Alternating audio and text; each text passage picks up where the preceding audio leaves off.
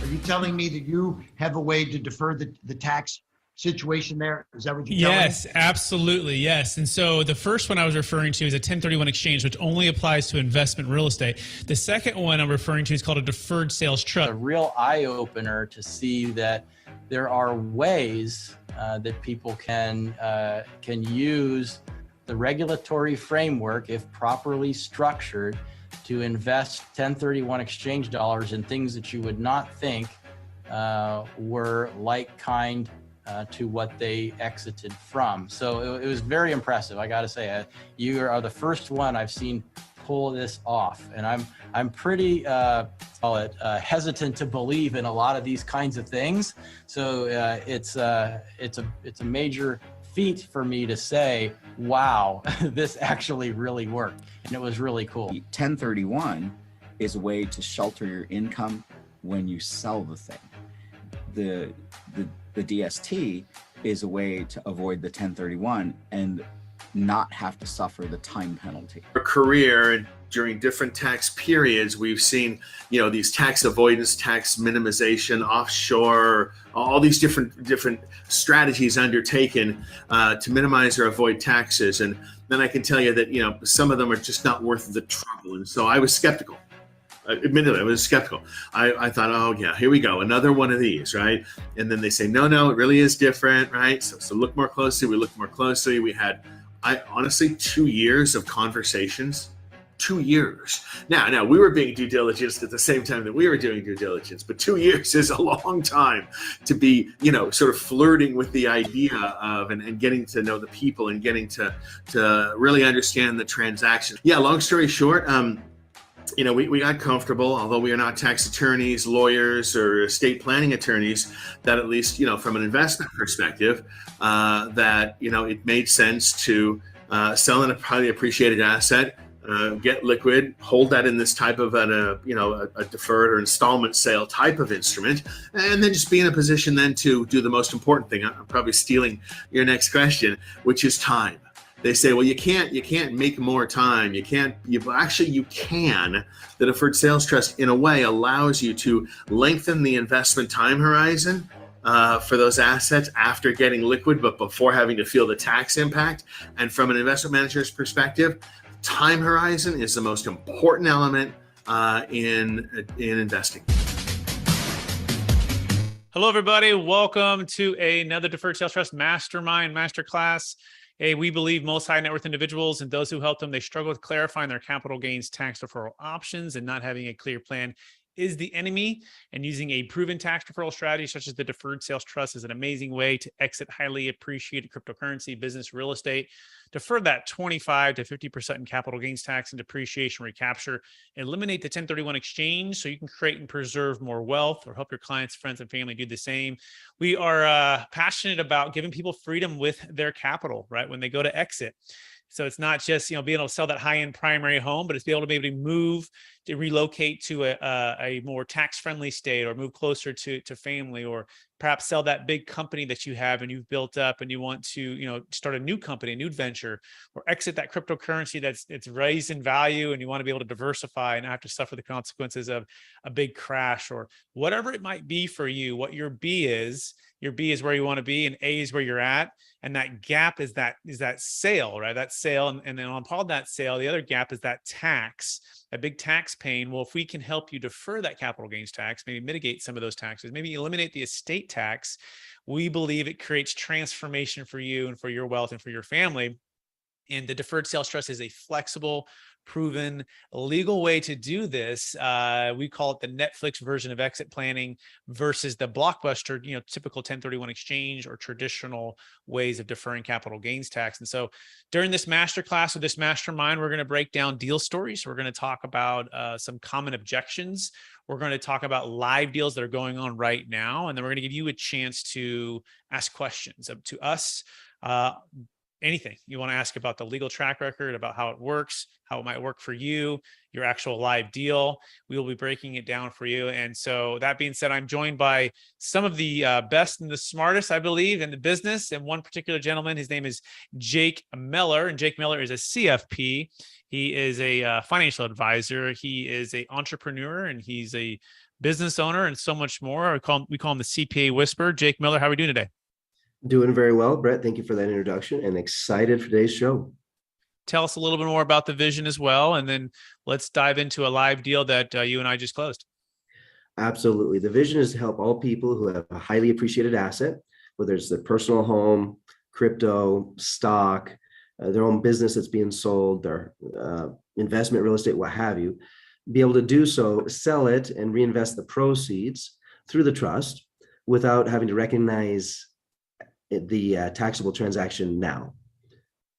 Yeah, not unlike an IRA or 401k, right? And the ability to put something into a vehicle and that allows some tax deferral and some tax-free growth until you receive the payment or the interest personally. And that's the difference. Is you don't hear about this as much because not everyone's exiting every single day on multi-million-dollar assets and having this huge tax consequence. And sometimes it's once in your lifetime.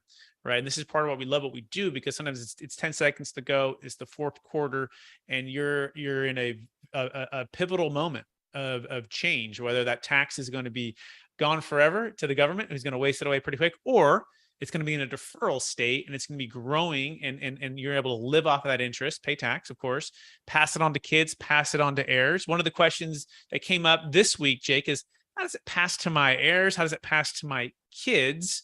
Right. And so talk about that, Jake. How does the trust, if you are the owner of a promissory note, not the trust, how would that pass to your kids, Jake? Absolutely. So what's in your estate is no longer the business or the property or the building or whatever that's being sold. There's a corresponding promissory note for the same value as when it went in prior to being sold and reinvested in something else. That typically is owned personally or by a family trust. And based on the dictates of the family trust, it can pass on to your heirs, the same as anything else would pass on to your heirs. And so this becomes a little bit of a legacy vehicle, providing for that multi-generation legacy planning that people might have. It's easy, right? The promissory note is the asset, just like a real estate piece of property or the business was the asset or the stocks were the asset. The promissory note is the asset, and that is inside of your living trust. And per your living trust and how you wish it to pass, it's going to go to your kids. So your kids do not get what's called the stepped up basis, because remember, this promissory note is not a piece of real estate or or business that qualifies for a stepped up basis. It's a note, meaning you have lent the money, right? And so you are the lender. So what's owed to you can't be stepped up. However, kids can step into your shoes and continue the tax deferral, continue to get the payments and slowly pay tax on the payments, or they can cash out and just pay the tax. And so it's an elegant way too. On top of this, Jake, some of our clients, they have 3, 4, 5 kids with 3 or 4 or 5 different types of visions for the wealth or the timing or what they want to spend it on. Right. And a lot of times our clients are looking at real estate assets or businesses they've owned for 20, 30, 40, 50 years. And maybe one child, one son or daughter has been very, connected and running it. The other one's completely detached. And it can become a source of stress to say, like, how's this wealth going to pass and who's going to make these decisions if it's an asset that needs to be sold? Whereas with the deferred sales trust and a little bit of planning and selling before you pass, the deferred sales trust promissory note can simply pay out different percentages to different kids. So just talk about that part of exit planning and legacy planning. What does that mean, Jake, for clients to be able to de-stress this whole situation? It provides a keystone financial tool that allows for everything else to kind of fall underneath this primary strategy, so to speak, that really helps all the I's get dotted and all the T's get crossed. It facilitates everything else that people want to do in that sense and purpose. And I say that in regards to those individuals who are having perhaps the largest transaction of their life, and they're selling something, as you mentioned, it might have been their baby, which is like their business, right? That they've owned for 20, 30 years, and they've built from ground up zero, everything else. And now it's time to transition that wealth that's in their business or in their building or what have you into the next stage of things. And that might be paying for their retirement. It might be paying for their kids' legacy or their kids' future. It could be a number of different things that they have as far as goals and aspirations on how to spend that money. But while they're reinvesting it, the Deferred Sales Trust provides that financial tool and capability, or as was mentioned in that little preview that you played at the Brett, it puts time back, the power of time back in their hands, to where they can choose and decide when to take money out of the Deferred Sales Trust personally, just to spend it on stuff that they personally need and want, or to continue to grow it by reinvesting it and utilizing the business aspect of this business trust. Excellent. Now let's also talk about where the funds can be invested, right? Because as soon as you close the transaction, you want to know, well, where and how can the funds be invested? And this is a beautiful thing. If you're an entrepreneur, if you're still wanting to grow wealth at this period of time, you wanted to start a business, you wanted to invest into investment real estate, can the Deferred Sales invest into and do all those things with you? The answer is yes. If you're wanting to retire and maybe be a bit more passive, and or just be passive for this period of time where the marketplace is uncertain, you want to diversify, can you put it into passive investments? You know, some of the biggest companies in the world in the stock market, stocks, bonds, mutual funds. The answer is yes. Can you put it into lending funds? Yes.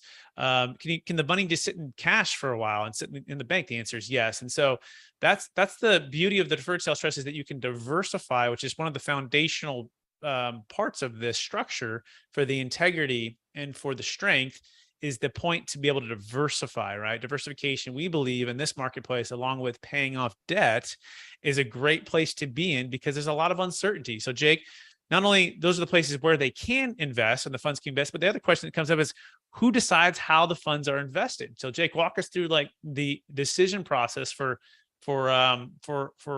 deciding when and when the funds are invested.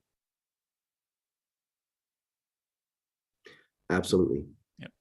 So there's a few mechanics that need to be involved in order for us to understand how the Deferred Sales Trust works and why there's an importance for various players or people to come into your life now once you have the Deferred Sales Trust. First and foremost, you have a trustee, which is an unrelated third-party person that you've not done business with before, that you're not related to, that you haven't hired for their job or anything like that. Brett Swarts is one of the most well-known trustees that exist for this type of a thing, and is a very capable individual to help people navigate those rapid waters of what to do after the trust is in place, right? So there's a trustee, and then there's a financial person, kind of like a CFO type financial advisor. And that's my role. What does the client invest in? Well, the client invests in what the client wants to invest in, but we interject trustees so that for all intents and purposes, if the IRS were to ever scrutinize or to look at it, that it is an unrelated third-party person making the call and making the decisions, so that it doesn't unwind the integrity of what we've done. Because essentially we've taken the property that you would normally sell and we've pre-sold it to the trust that then sells it to the buyer. You now have a promissory note for equal value in your estate. So you've gone from an owner to a creditor, an owner to a lender, right? And based on lendership rights, you are not necessarily the owner of what's inside of the trust, but you have lendership rights against the assets of the trust, which are even stronger than ownership rights. Just think of your house. The house, the personal home that you live in, well, it's your house. You own it. The bank might have a mortgage against it, but if you don't make the payment, who eventually owns the house? I mean, the bank can take it, right? The same thing is in this case.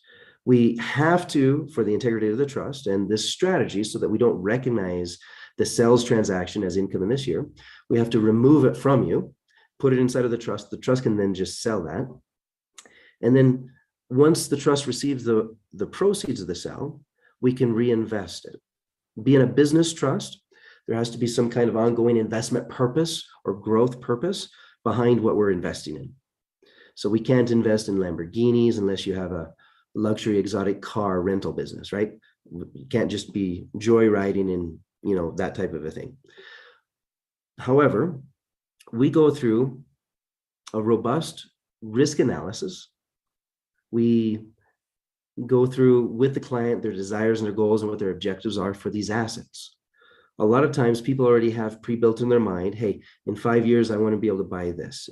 In 10 years, I want to be able to provide that for my grandson. Or, in 15 years, I want to transition over to somebody else.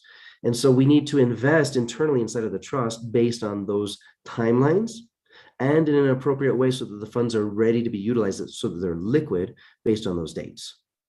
And so if I take 5 steps back and I answer your question again, Brett, I would say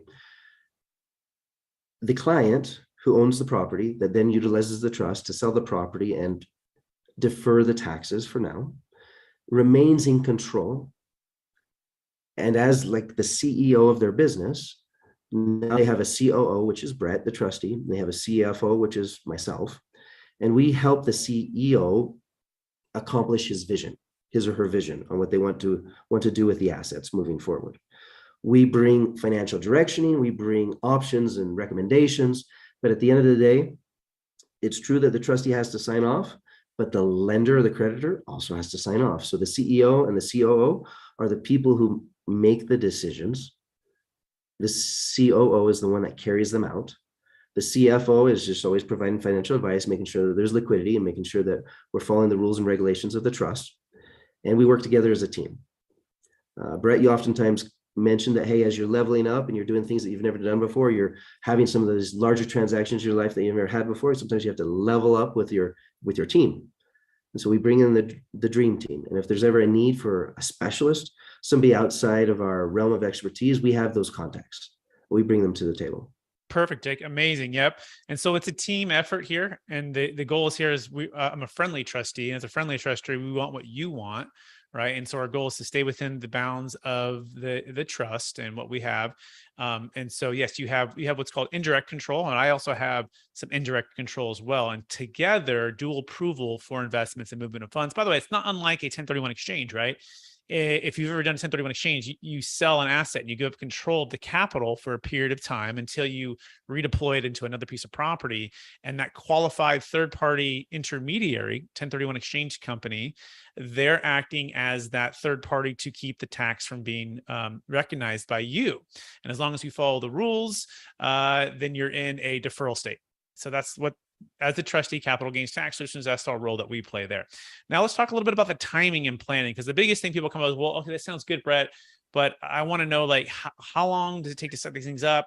When do we have to get involved, and what's the cost of all this? The first thing is, we always say to start early. Early is better for everyone involved, including the potential buyer who's buying your asset, including the tax team that analyzes your part of our strategic alliances with the law firm who created this 26 years ago. By the way, thousands of closes, billions under management, over a dozen no change IRS audits.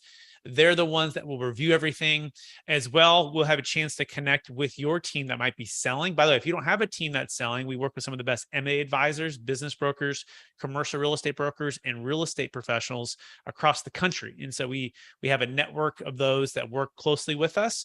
Also, title companies, qualified intermediaries that can provide a high level of exit planning for you as well, not only on this tax deferral side, but also when you're actually selling and negotiating your deal. So we're going to work as a team to execute this, the strategy. So, but specifically, you need to know that you need to set this up prior to the buyer removing all contingencies. There's one exception for that, and I'll tell that in a second. But if the buyer has removed all contingencies, then it's too late. But if the buyer has not removed all the contingencies, we still have time. Okay. However, we do recommend we set this thing up prior to even going under contract. Why? Because strategically on your side, you don't want the buyer thinking they're doing you a favor by allowing something like this, right? Which, by the way, this doesn't affect the buyer. The buyer gets everything they bargained for, and it's not something that should change anything. This is part of why we put option language into a contract that gives you the ability to do due diligence on us and the strategy, and give you the option to exercise this should you want to do that. Use the Deferred Sales Trust, and we do that typically in the beginning of the transaction to not give again any leverage for the buyer to negotiate against you. So these are all these little strategies, and we look at this like in a Rubik's Cube, right? Everyone's deal is a little bit different. Everyone's strategy is a little bit different. And our goal is to take this cube and to try to move it to match, congruency, all sides equaling what you want to achieve. And as we do that together as a team, you're able to hopefully accomplish higher wealth, less tax, and the ability to do what you want with your time and your energy. By the way, What's the cost? Well, we do all of this at no cost, no obligation, unless your deal closes, unless you use the trust. So for any reason your deal doesn't close, for any reason you don't want to use the trust, we work on a conditional basis. We will review, we will look at, the tax attorneys will advise, all under a conditional engagement agreement, which takes all the pressure off of you guys or anyone who's considering using this for your client to have to use the trust. However, if you close, we do get paid. And on top of that, so I mentioned, we would mention what's the exception. Well, the exception to the buyer hasn't removed all contingencies yet, right? Typically you have to do it before that, is if you're in a 1031 exchange, okay? So remember, 1031 exchange is only applied to investment property. So if you are in an exchange or you're about to be in an exchange, we have another window, and that next window of closing is basically the 45-day window, or 180 days, depending if you've identified a property or not identified a property. And again, that's back to that Rubik's Cube. We will work with you on that. A little pro tip, you can actually de-identify. So let's say it's day 40, and you have your trust ready to go in case it fails, right, for your exchange. And all of a sudden you're like, oh, these deals aren't going to work out. You can de-identify on day 45, and we can close on the trust on day 46. Of course, this means you're working with a qualified intermediary that knows what they're doing, and your exchange documents have the proper language in there. This is part of why you want to work with us, because we have those exchange companies ready to go. Not every exchange company actually is created equal. In fact, one yesterday, I just got another call from a gentleman. He is selling a property out of California, and he's going to have about $600,000 of tax. And he's working with IPX, and IPX is not friendly to the Deferred Sales Trust. And so if you're considering a 1031 exchange, we encourage you not to use anyone who's not going to give you that option, because now you're going to be in what's called 1031 jail. 1031 jail is the worst, right? Because you're facing tax, you're facing having to overpay for a property, or maybe financing is not available, or the interest rates have gone too high, and all of a sudden you're just trapped, and they're not going to accommodate. So you want to work with an accommodator, 1031 exchange accommodator, who gives you not only the Deferred Sales Trust, but also the 1031 exchange. That being said, we can also save a failing 1031 exchange.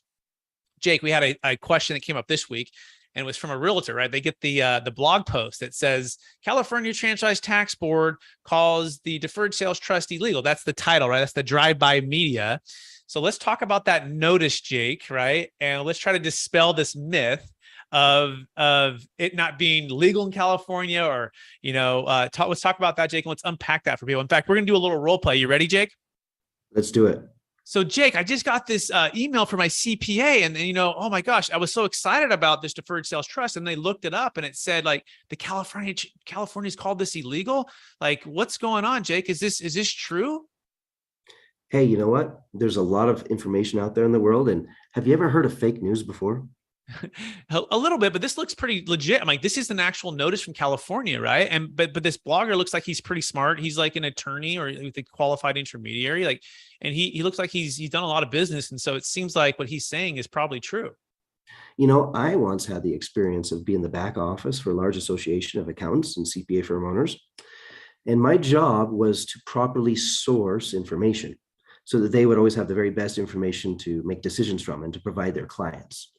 And this is one of the pitfalls that a lot of people fall into, and the fact that they find information because on Google, there's a plethora of information everywhere, right? Not all of it's good. Not all of it's properly sourced, meaning some of it's opinion-based. You wouldn't ever imagine that people would express their opinions and state it as fact, would you? Yeah, I have seen that before, Jake. You're right. I mean, there's things like that, but talk to me specifically about this. Like, has there been audits in California? Like, are there deals closing in California still? Absolutely. In fact, right now, there are several deals that are closing and have recently closed in California. And California is such a hot state for the Deferred Sales Trust in a very positive way, because the state has such a high income tax, one of the largest in the nation. A lot of times people utilizing the Deferred Sales Trust, they're deferring the taxes federally, but also state. And if you add federal and state together, oftentimes you're getting 40, 50, sometimes 60% tax savings or tax deferral by using the Deferred Sales Trust, depending on the client's specific situation. And right now we actually helped somebody close the sale of their home, which had very low basis compared to the sales price. and there was only, so much of a personal home residence exemption to benefit from, and they were able to sell that utilizing deferred sales trust and reinvest in multifamily. One of the audits, Brett, that occurred because of something else, but they were also doing the deferred sales trust, was $125 million property condo skyrise building there in California. This was not just a cursory audit. This was a full nuts and bolts deep dive audit. And not only was it federal, but it was state of California and other taxing agencies. They all wanted their piece, so to speak, because the sale occurred, money exchanged hands, and they were left with their handout. And so they all came to the table because it was such a big sticker price, right? And they all wanted their piece of the pie. At the end of the day, just a couple months later, the law firm that provides lifetime audit protection represented it. And it was actually a pretty quick, considering a couple months is a pretty quick audit process for government agencies. They came out of it with 0 findings and 0 changes, which means that the integrity of the trust remained and that the deferral or the non-recognition of the sale, the deferral of the sale was protected. It was kept in place. And so even with these audits and the other 20 or so audits that have occurred over the 26 years of this being a successful strategy, a non-abusive strategy, but a strategy that has been hitting 1,000, it continues to bat 1,000 and have 100% track record. Yep. Which, by awesome. the way, Brett, if I jump back in and talk about, my little back office experience with this large association of CPA and CPA firm owners, out of 423 strategies, only 2 out of 423 tax strategies has 100% track record. Yep. So pretty phenomenal that even in the state of California, they accept the deferred sales trust. Yeah, absolutely. And by the way, and to even be more direct, we can get out of the role play now. That was just a little comic relief, if you will. But it is all true what Jake is saying. And on top of that, so the Franchise Tax Board notice, which is really important to understand, you want to take these things seriously. What they're referring to is they sent this notice out to qualified intermediaries. And these qualified intermediaries, some of which apparently were not withholding what was due to the state of California. With these 1031 exchange investment properties that we're selling, and they were moving them into installment-like structures that they weren't withholding, and they were basically saying that you're cooperating with somebody who's supposed to owe us the money and they're not paying. And so, although the Deferred Sales Trust is an installment sale based upon IRC 453, which, by the way, is a federal law, not a state of California law. And on that same notice, it states that California recognizes 453 on the federal level, okay? And by the way, also, we always withhold, for any deferred sales trust clients, we're always withholding any California withholding that's due, or any state that's due for that matter, right? And so for 26 years, the deferred sales trust has been perfect. Probably the majority of the deals in California. I don't know the exact breakdown. Never had a single negative result on any tax returns or audits. And we've always withheld, but there's been some copycats that have popped up. And these copycats, if you will, you always want to ask, have you had audited? If you've been audited, or what was the outcome? Who defended the audit? One of them in particular is called a monetized installment sale, which sometimes gets confused with the deferred sales trust. They're actually really kind of the opposite in so many ways. We believe that a lot of those are being used and abused in a way that shouldn't have been. And that's part of why they're on the dirty dozen list. And that's part of why we have never used those as well. We've never touched them. Part of they say, hey, 93% of the funds up front you can take and do whatever you want with. We'll secure it against this loan. We believe that's constructive receipt unless you're a farmer. And that's kind of a separate thing. But the point was, the 1031 exchange companies, a lot of them that don't want you to know about the deferred sales trust, they took this notice and they basically applied it to everything. Anything that's installment sale, that must mean the deferred sales trust. And then they also said it's illegal, whereas the notice doesn't say that. Notice just says we don't recognize these, especially if you're not withholding. And so the couple questions to ask you, if you are selling anything in California, the first thing would be, well, are you even doing a 1031 exchange? And if you're not, the notice doesn't apply. Or number two, are you okay with holding? If you are, then the notice doesn't apply. And so these are the things that we want to make sure that you understand and the nuances of this. Also, the other little nuance there has to do with a failing 1031 or a failed 1031 exchange versus a failing. So the way we structure the deal, the way the attorneys defend it is we haven't failed the 1031. In fact, we set everything up prior to, right? This is part of why we do everything and pre-plan it all out so that it's following the law. And so that's just a little notice. I had a big discussion with someone this week, which was great. I think it went well, and I think they're understanding it, but it can be scary to see something on the internet that applies to this and then try to apply it to all different things. That being said, Jake, how are we doing on time here? If anyone has questions, we want to open it up for questions right now. You can chat. You can open it in the chat. You can just type your question, type your first name and where in the city you're from. As well, you can unmute yourself and you can just ask questions. Jake and I will do our best to answer them live right now. And by the way, for those that are wondering, we are live streaming on YouTube right now, on Twitter, on I don't think it's Facebook today, but a couple of YouTube channels: Capital Gains Tax Solutions YouTube channel, Expert CRE Secrets YouTube channel. And every single Friday, we're here at 10 a.m. Pacific Standard Time, 1 p.m. Eastern. We want you to join us for free. You can get the Zoom link and the invite by going to capitalgainstaxsolutions.com. That's capitalgainstaxsolutions.com. It looks like we do have a question. Someone, is it Jake, Mr. Jake, make Jake C up in the northwest? I see he's unmuted. Jake C, do you have a question? Maybe not. That's okay. No questions right now, which is good. Maybe we're doing such a good job, Jake. Do we want to do the deal that we closed? In fact, we haven't done that yet. We should probably do that. The deal that just closed in the Northeast, a healthcare business company. Jake, do you want to talk a little bit about that deal close story?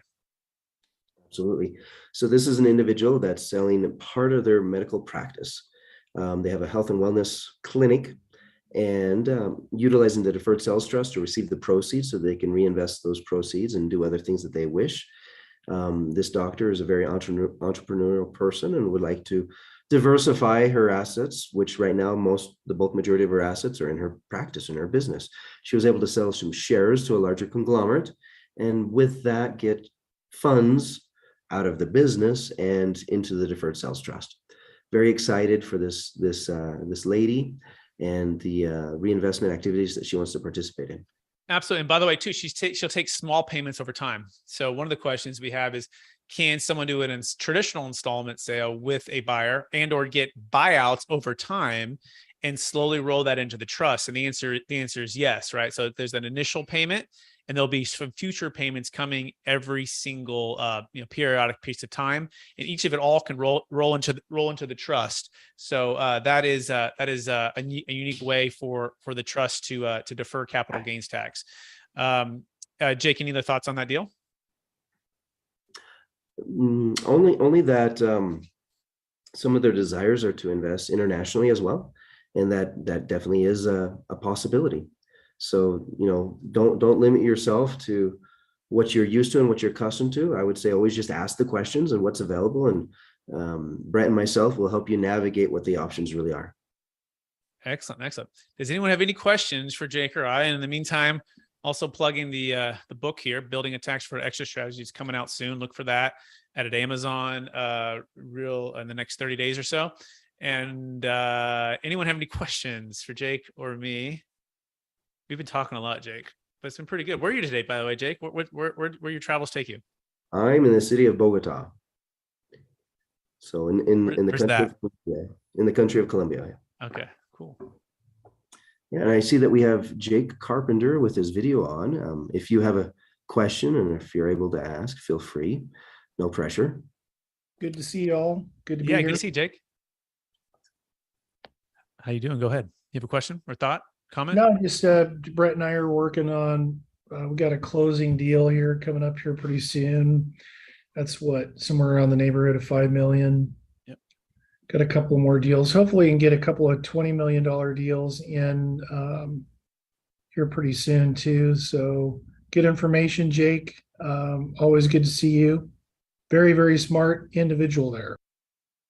Absolutely. Yep. Appreciate that. And where are you calling in from, Jake? We are in Kennewick, Washington here at our office. I have my administrative assistant with me, Sarah House. She's She's kind of getting some training and going to help me kind of take this deferred sales trust thing to the next level. Love it, Wonderful. Jake. That's fantastic. Good. All the Jakes. You too, Jake. Fantastic too. Jake and Jake. That's right. Jake from State Farm. Where's my khakis, right? I want some royalties, buddy. I want some royalties. We're entitled. That's good. That's good. All right. Just make sure you receive those royalties into the Deferred Sales Trust. You'll be fine. As long as you do that.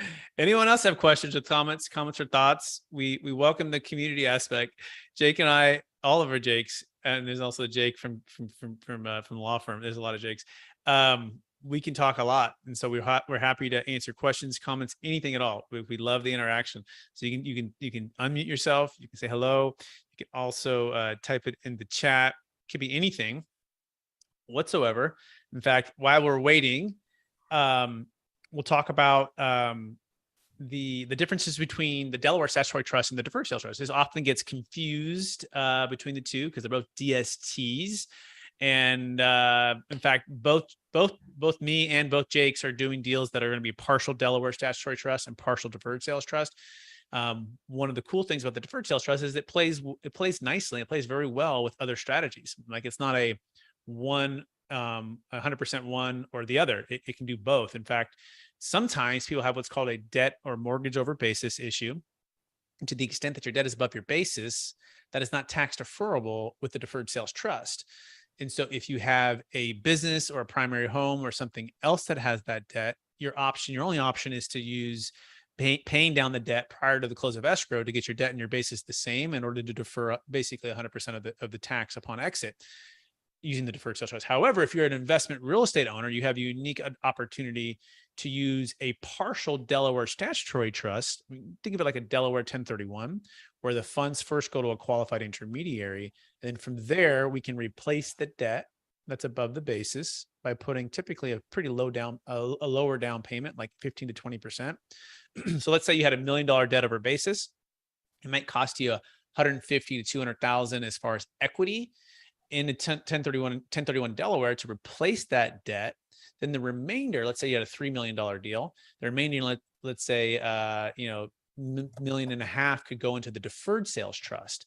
And so it's, again, back to that Rubik's Cube analogy, right? Everyone shows up with a little bit different challenge. And our goal is to just solve the problem as best we can, working with your CPA, your commercial real estate broker, and a financial advisor, Jake or the Jake, depending on what deal you're working on with whom, and myself as the trustee and the tax attorney to solve that problem. And so that's a unique way to get both challenges solved using two different distinct deferred DSTs, one a Deferred Sales Trust, one a Delaware Statutory Trust. Incidentally, if you're talking to a CPA for the most part, and this is just a suggestion, you definitely want to use no acronyms. It is the Deferred Sales Trust, because the CPA is going to assume if you use the acronym DST that you're talking about a Delaware, and it will highly complicate your conversation, especially if the individual that's selling the asset is not letting you communicate directly with the CPA. So just my 2 cents, don't use the acronym DST, use Deferred Sales Trust. Absolutely. And even when you say Deferred Sales Trust, you got to actually and they go, oh yeah, DST. Like in their mind, they're still thinking Delaware, like literally, like you have to you have to say, no, this is not a Delaware Statutory Trust. This is not a 1031 exchange at all. It's a different tax code. It's a Deferred Sales Trust. And you got to make sure that you slow it down so they completely separate it. It's a different tax code. One's IRC 453, one's IRC 1031. By the way, there's another tax code called IRC 401k, right? And these are different tax codes, different vehicles, right? And that's the key. And that's part of why we can do such flexibility. No timing restrictions.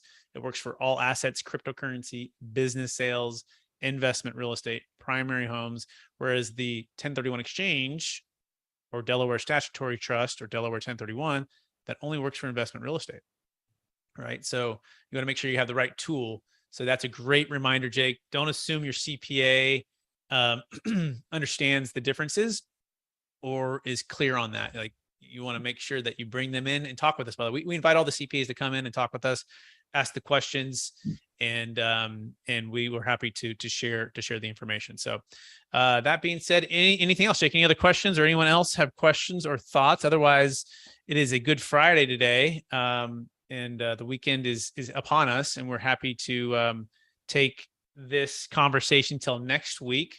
In fact, we will be here again, 10 a.m. Pacific Standard Time, 1 p.m. Eastern. We encourage you to invite your CPA, invite your client. If you are the client, invite a friend that's down the street that might be selling their high-end luxury primary home or business, cryptocurrency, so they can join a part of our community, and we can kind of geek out on this tax stuff, right? Which is a lot of fun for us. Hopefully it's having fun for you. And that being said, Jake Miller, if people want to get in touch with you, where can they find you? We have a website, strategictaxsolutions.com, and a phone number, 1-800-773-1848. And then Jake Carpenter, people are up in your neck of the woods, where can they find you? You can reach me at 509-460-8700 or on www.equiluscapital.com. That's EQUILUS capital.com. Excellent. And for those who want to get in touch with me, you can go to capitalgainstaxsolutions.com. You can check us out on iTunes, on the podcast, Capital Gains Tax Solutions. Of course, on YouTube, Capital Gains Tax Solutions is all things Capital Gains Tax Solutions. In fact, I'm kind of the book, Building a Tax Fraud Exit Strategy, but I thought about just calling it Capital Gains Tax Solutions book, but I don't know. I thought that was going to be the same thing over and over again, but hopefully you guys are getting the point. We're here to help you provide a solution to your exit of highly appreciated assets to defer capital gains taxes. Also, by the way, eliminate estate tax. I think next week we'll talk about estate tax and the ability for the Deferred Sales Trust 2.0 to eliminate that estate tax, which is a powerful way to exit deals that are especially 20, 30, 40, 50, $100 million and higher. Working on a couple of those right now. And we'll talk about the differences between using charitable ways to do that versus just not having to use the charitable ways with the DST plus. So look for that next week. Jake, make sure you remind me on that. Thank you so much, everyone, for joining. We'll talk to you soon, and have a great weekend. Bye now. Bye-bye.